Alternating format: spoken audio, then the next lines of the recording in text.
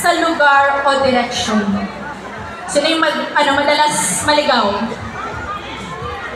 Wala, ma'am. Magaling mong kumilang mag-drive eh. Napapagla lang po minsan pero... Okay naman po. Sa direction okay naman. Sana all. Sana all. Hindi naliligaw, walang nagkakaroon ng wrong turn. Wala naman. How about this?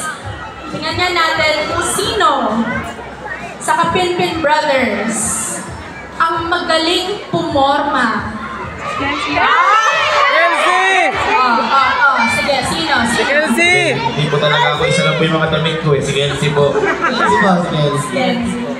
Lahat ba boto doon? Konti lang po yung damit namin.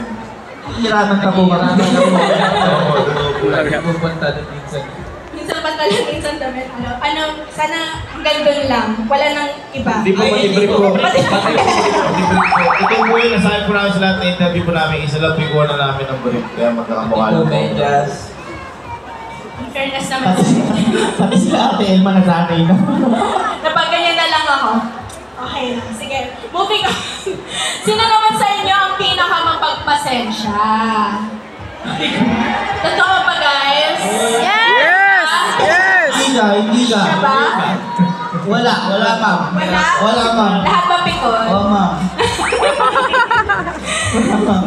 Sabagay kasi parang pinaka-favorite ko in context lang, favorite ko ng vlog nila yung na-prank ko si Sir Gavin.